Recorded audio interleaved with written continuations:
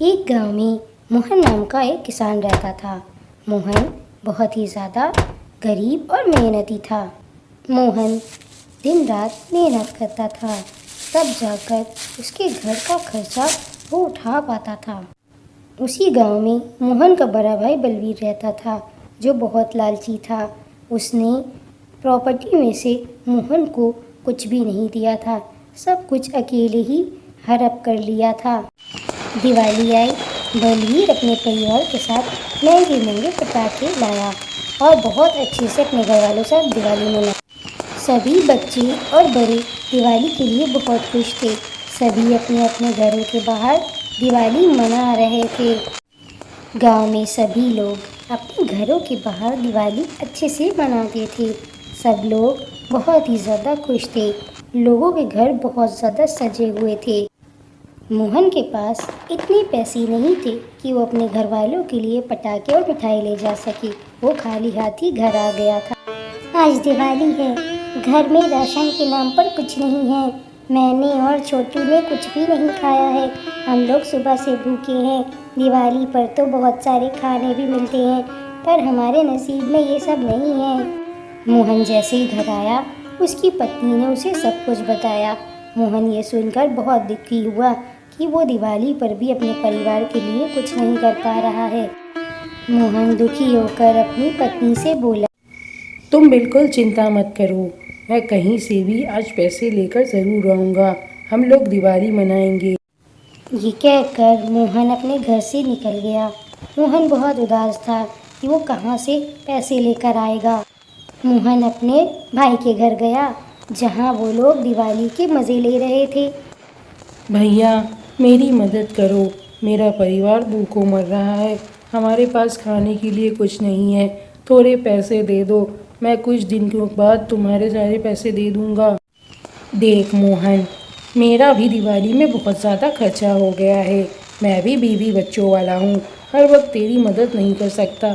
मेरे पास पैसे नहीं है, दोबारा यहाँ मत आना। अपने भाई के मुंह से ऐसी बातें सुनकर मोहन को बहुत दुख हुआ और वो वहाँ से चला गया।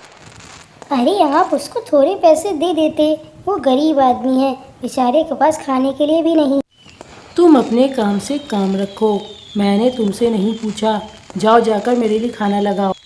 मोहन बेचारा उदास होकर इधर उधर घूमने लगा, पर किसी ने भी मोहन की मदद नहीं की थी। मोहन ने देखा कि एक बूढ़ी औरत कुछ बोरियां लिए खड़ी है।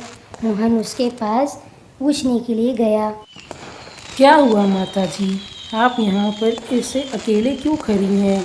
क्या आपके घर में कोई नहीं है? अरे नहीं बेटा, मैं अकेले रहती हूँ।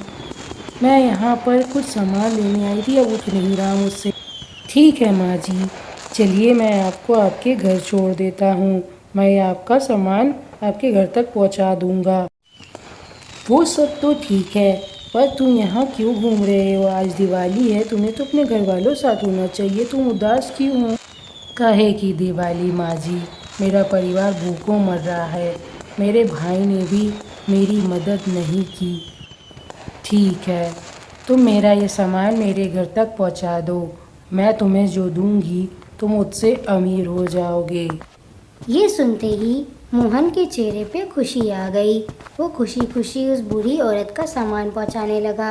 रास्ते में बहुत अंधेरा था, पर दिवाली की वजह से थोड़ी रोशनी थी, जिसकी वजह से वो लोग रास्ता देखकर चलने लगे और वो घर पहुंच गए।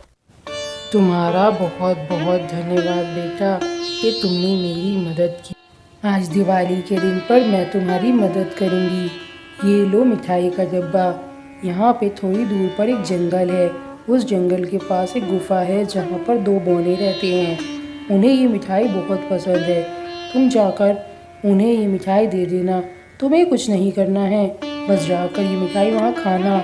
वो इसको देखकर तुम्हारे पास आएंगे और तुमसे कहेंगे कि ये मिठाई मुझे दे दो और तुम्हें जो चाहिए बदले में ले लो, पर तुम उनसे धन नहीं मांगना। तुम उससे कहना कि मुझे एक पत्थर की चक्की दे दो, वो तुम्हें इस मिठाई के बदले वो दे देंगे। ठीक है माँ जी, आपने मेरी बहुत मदद की। आपका ये एहसान मैं ज़िंदगी भर नहीं भूलूँगा। कुछ दूर चलने के बाद मोहन को वो जंगल मिल गया। लगता है यही वो जंगल है। ढूंढने पर वो गुफा भी मोहन को मिल गई। वो वहाँ चला गया और जैसे कि इस बूढ़ी औरत ने कहा था कि वहाँ पर बैठकर मिठाई खाना, मोहन वो मिठाई खाने लगा और वैसा ही हुआ जैसे उस औरत ने बोला था। तुमने देखा, यहाँ पर केसर की मिठाई कोई खा रहा है। चलो चलकर देखते हैं। हे आदमी, तुम ये मिठाई खा रहे हो, ये मिठाई हमें दे दो। बदले में जो हमसे मांगोगे वो हम तुम्हें वापस दे देंगे। तुम दोनों मुझे अपनी पत्थर की चक्की दे दो। ठीक है, हम तुम्हें अपनी पत्थर की चक्की देने के लिए तैयार हैं, पर तुम्हें हमें ये पूरा मिठाई का डब्बा देना होगा। मोहन मान गया तो बौने चक्की भी ले आए। ये लो, ये पत्थर की चक्की है, पर ये कोई साधारण चक्की नहीं है। इससे तुम जो मांगोगे वो तुम्हें मिलेगा। इच्छा पूरी होने पर इस पर लाल रंग का कपड़ा ढक देना, सामान बनना बंद हो जाएगा। मोहन अपने सर पर वो चक्की रखकर बौनों से धन्यवाद करके वहाँ से चला गया। बौने तो मिठाई देखकर बहुत खुश हुए। घर आकर मोहन ने अपनी पत्नी को पूरी बात बताई। ये सब सुनकर पत्नी को हैरानी हुई, पर उसे यकीन था कि उसका पति झूठ नहीं बोलेगा। फिर मोहन बोला, चक्की चक्की दाल निकाल। थोड़ी ही देर में वहाँ पर दाल का ढेर लग गया। मोहन ये देखकर हैरान हो गया। इसी तरह मोहन ने चक्की से दाल चावल लेकर चक्की पर लाल रंग का कपड़ा ढक दिया। उस दिन मोहन और उसके परिवार ने पेट भर खाना खाया और फिर वो लोग सुकून से सो गए।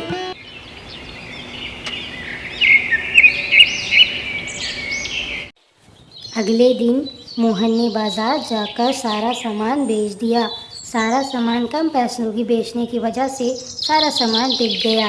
अब मोहन ने रात में फिर से वही क्रम अपनाया और बहुत सारे आटा, दाल और टमाटर चक्की की मदद से लिए और उन्हें भी बेच आया।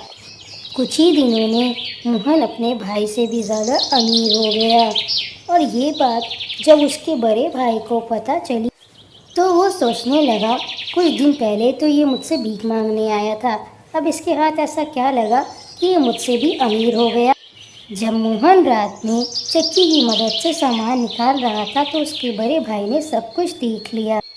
अच्छा, तो ये बात है, इस मोहन के पास जादुई चक्की है।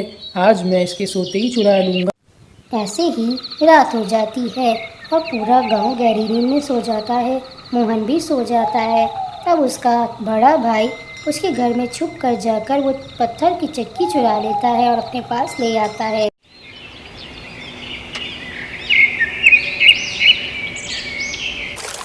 अगले दिन वो अपने पूरे परिवार को नाव में बिठाकर गांव से बाहर जाने लगता है।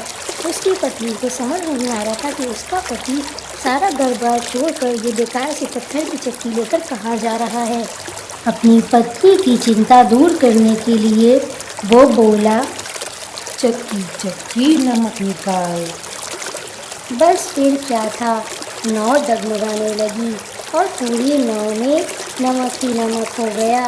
कुछ समय बाद ही उन तीनों की समाधि बन गई। कहते हैं चक्की आज भी समंदर में घूम रही है, तभी तो समंदर का पानी खारा है।